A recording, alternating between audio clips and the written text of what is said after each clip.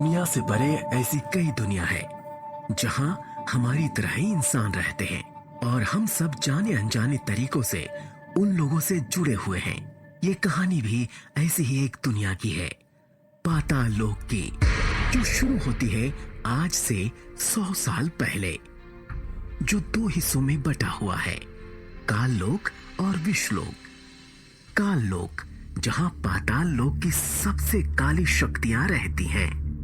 यहाँ के लोग कुछ कुछ पुराने जमाने के असुरों की तरह हैं, जिनके पास कई जादुई ताकतें हैं, जिनकी वजह से वो अक्सर विश्वलोक से कहीं ज्यादा ताकतवर हैं। दूसरा है विश्वलोक, जहां वे लोग रहते हैं जिनकी ताकत काल लोक के लोगों की मौत से बढ़ती है।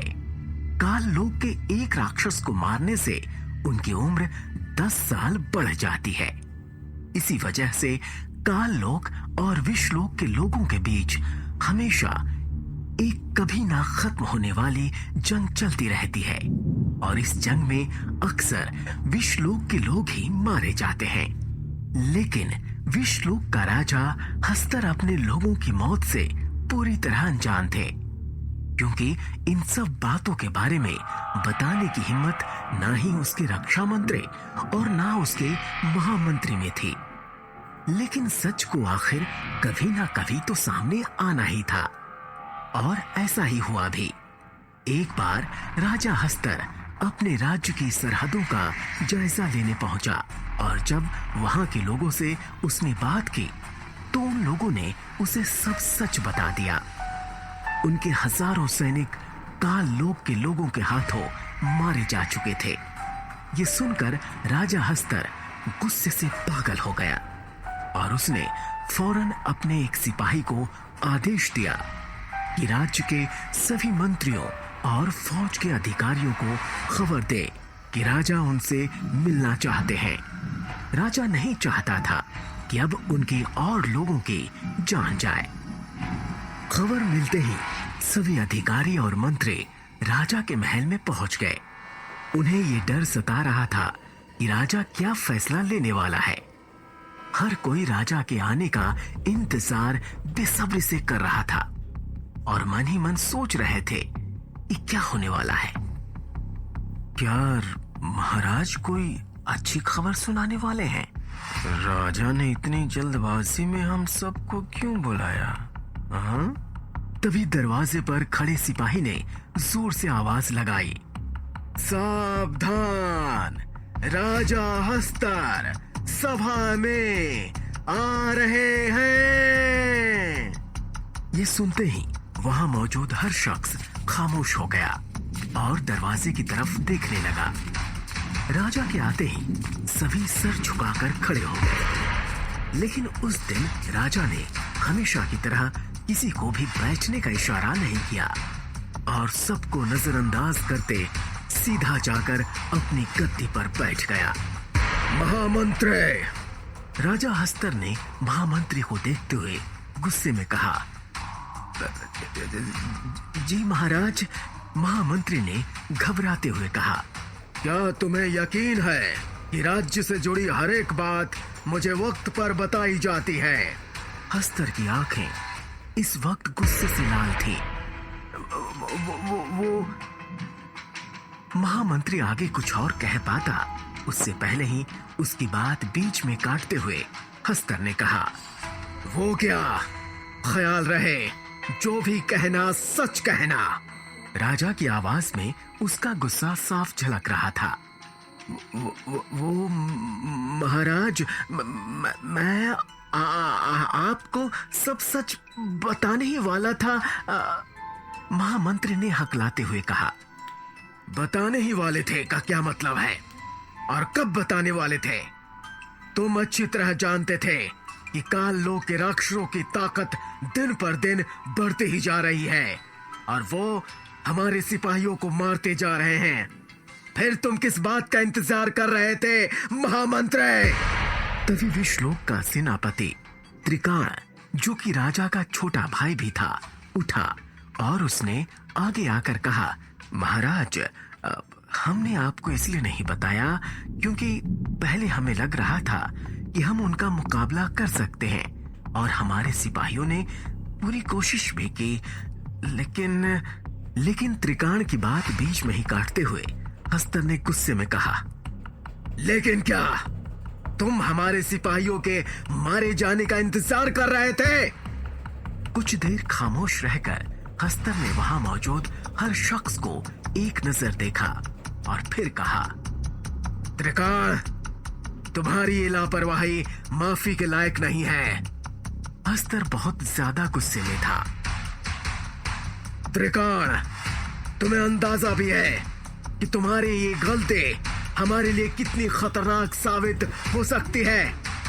तुमने हमारे राज्य के सभी लोगों की जिंदगी खतरे में डाल दी है। हस्तर ने चीखते हुए कहा। कुछ देर तक त्रिकाण को घूरने के बाद हस्तर ने फिर कहा, सेनापति त्रिकाण की लापरवाही के लिए उन्हें उनके पद से हटाया जाता है और अगले आदेश तक उन्हें राज्य से बाहर जाकर रहना होगा।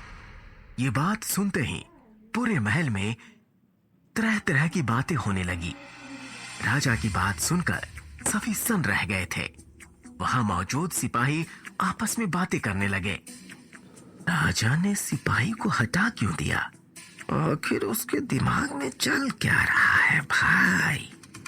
राजा अपने भाइयों के साथ ऐसा कैसे कर सकता है? अब सेना की कमान कौन संभालेगा?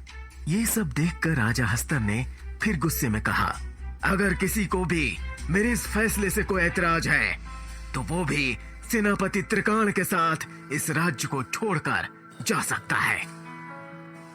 ये सुनकर अचानक वहां का शोर गहरी खामोशी में बदल गया और सभी ने सिर झुका लिया और त्रिकाण गुस्से में अपनी मुट्ठियों को भींचते हुए महल के दरवाजे से बाहर निकल गया।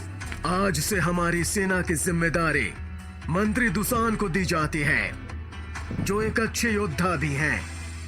दुसान, अगर तुम्हें मेरा यह फैसला मंजूर ना हो तो तुम अभी मना कर सकते हो। बाद में मैं किसी भी तरह का कोई बहाना नहीं सुनूंगा। हस्तर ने दुसान की तरफ देखते हुए कहा। दुसान कोई और नहीं बल्कि राजा हस्तर का ही छोटा भाई था, जिसकी नजर हमेशा से हस्तर की गद्दी पर थी और वो हमेशा इसी सोच में डूबा रहता था कि वो किस तरह राजा बन सकता है। दरबार में मौजूद हर शख्स दुसान को ही देख रहा था और तभी वो उठकर खड़ा हो जाता है। मुझे महाराज का फैसला मंजूर है। आपके इस फैसले से मेरा सर फक्र से ऊंचा हो गया है और मैं इसके लिए आपका एहसानमंद हूं महाराज। दुसान ने सिर झुकाते हुए कहा, वो सब ठीक है, लेकिन मैं ये उम्मीद करता हूं कि तुम मेरी उम्मीद पर खरे उतरोगे और हमारे राज्य में होने वाली हर एक छोटी से छोटी घटना की खबर मुझे वक्त पर मिलती रहेगी। साथ ही तुम्हें यह भी तय करना होगा कि अब हमारे सिपाहियों की जान ना जाए। राजा ने आदेश देने के लहजे में कहा। एक गहरी सांस लेते हुए हस्तर ने आगे कहा, मुझे ये जानकर बहुत अफसोस हुआ कि अब तक हमारे हजारों सिपाहियों की जान काल लोक के राक्षसों के हाथों जा चुकी है और कहीं ना कहीं मैं भी इसके लिए जिम्मेदार हूं। इस राज्य का राजा होने के नाते अपनी प्रजा और सेना का ख्याल रखना मेरा काम है। हमारे सिपाही हमारे लिए किसी खजाने से कम नहीं हैं और हमें ये नहीं भूलना चाहिए कि इन लोगों की वजह से ही ये राज्य है। हम सिपाहियों को इस तरह मरने के लिए नहीं छोड़ सकते। इसलिए मैं चाहता हूं नए सेनापति होने के नाते तुम इन हालात को ठीक से समझो और एक ऐसी रणनीति बनाओ जिससे हम उन राक्षसों का डटकर मुकाबला कर सकें। दुसान ने थोड़ा झिझकते हुए कहा, महाराज, हम लगातार कोशिश कर रहे हैं, लेकिन उन लोगों की ताकत दिन पर दिन बढ़ती ही जा रही है और हमारे सिपाही पूरी कोशिश करने के बाद भी उनका मुकाबला नहीं कर पा रहे हैं। काल लोक के राजा विनासुर हर दिन अपने राक्षसों की ताकत को बढ़ाते जा रहे हैं और हम उन्हें रोकने का कोई तरीका नहीं निकाल पा रहे हैं। कुछ देर खामोश रहकर दुसान ने कहा, लेकिन आप फिक्र ना करें महाराज, मैं अपनी तरफ से पूरी कोशिश करूंगा कि आगे हमारे सिपाहियों की जान ना जाए। मैं आपको निराश नहीं करूंगा महाराज। ठीक है, तुम अपनी रणनीति बनाओ, ये तो आने वाला वक्त ही बताएगा कि तुम कितने कामयाब होते हो। इतना कहकर राजा हस्तर ने सबको जाने का इशारा किया। सभी अपने काम में मशगूल हो गए। रात का वक्त था और राजा हस्तर अपने महल के पीछे एक खुली जगह पर खड़ा था, जहां से आसमान साफ नजर आ रहा था। हस्तर आसमान की तरफ देखते हुए गहरी सोच में डूबा हुआ था। दूसरी तरफ एक तांत्रिक, जिसका चेहरा पूरी तरह काला और आंखें लाल थीं, जिसकी जटा उसकी पीठ पर झूल रही थी, एक सुनसान इलाके में अपने बदन पर राख लपेटे आग जलाकर अपनी तपस्या में लीन था। तभी अचानक उसे कुछ एहसास होता है और वो अपना सामान उठाकर एक दिशा में आगे बढ़ जाता है। वो कहीं और नहीं बल्कि राजा हस्तर के महल की तरफ जा रहा था। महल के पहरेदार उसे पहचानते थे, इसलिए किसी ने उसे अंदर जाने से नहीं रोका। तांत्रिक सीधा महल के उस हिस्से में पहुंच गया जहां हस्तर मौजूद था।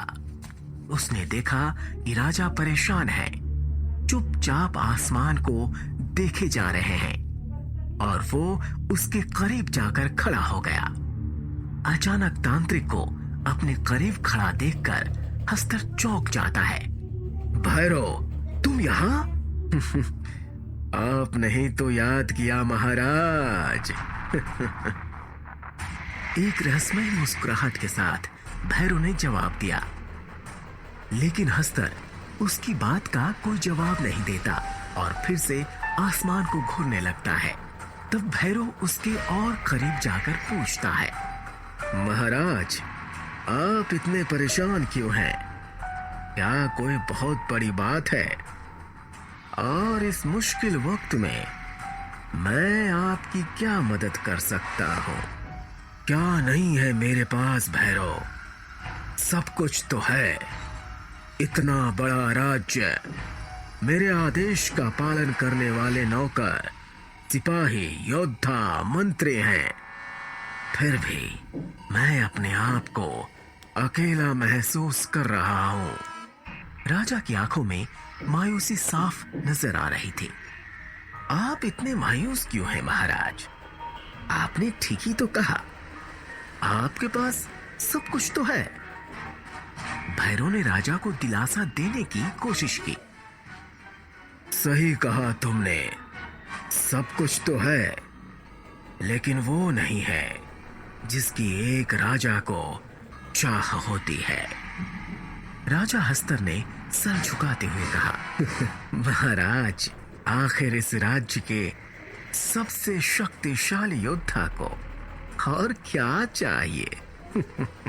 भैरव ने मुस्कुराते हुए पूछा, एक उत्तराधिकारी जो मुझसे भी ज्यादा पराक्रमी हो, जो पाताल लोक का सबसे अच्छा योद्धा बन सके, जो हमारे इस विश्वलोक के हर एक नागरिक को सुरक्षित रख सके, जिसके होने से यहाँ के लोग चैन की सांस ले सके, जो काल लोक के राक्षसों का डटकर मुकाबला कर सके और उन्हें खत्म कर सके।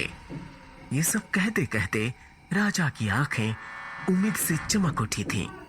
मुझे एक ऐसा उत्तराधिकारी चाहिए भैरव, जो ना सिर्फ मेरा पुत्र हो, बल्कि इस विश्वलोक को एक नई दिशा दे सके।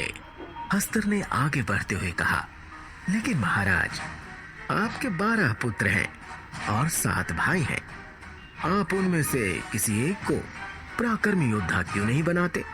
भैरव ने हस्तर को हिम्मत देते हुए कहा, भाई, वो तो बस नाम के हैं। क्या तुम नहीं जानते कि उनके दिल में क्या है? उनमें से कोई भी इस राज्य की भलाई के बारे में नहीं सोचता।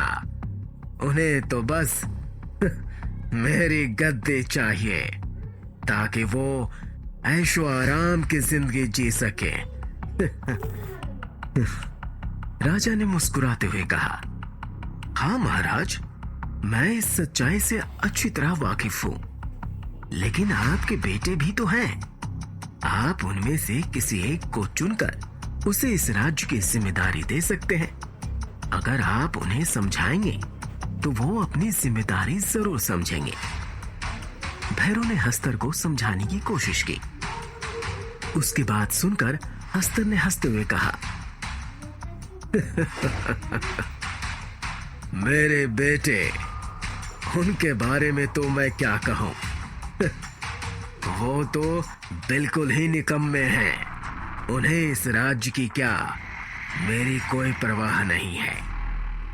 उन्हें तो बस इस बात का घमंड है कि वो राजा के बेटे हैं और हर वक्त अय्याशी में लगे रहते हैं। राजा की हंसी उदासी में बदल गई थी।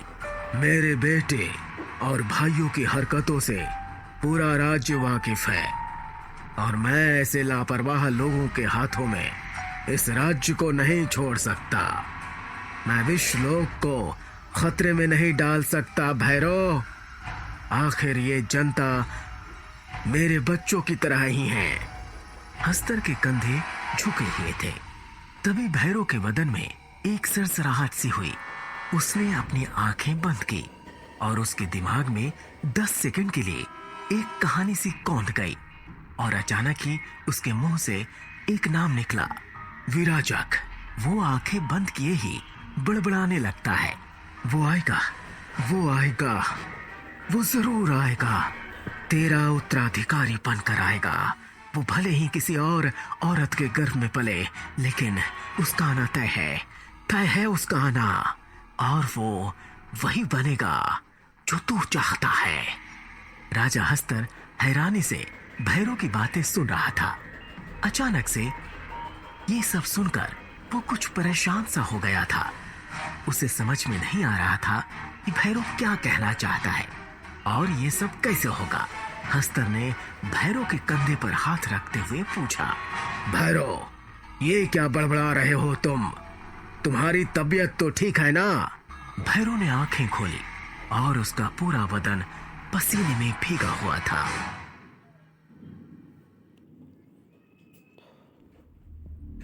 महाराज, आखिर इस राज्य के सबसे शक्तिशाली योद्धा को और क्या चाहिए?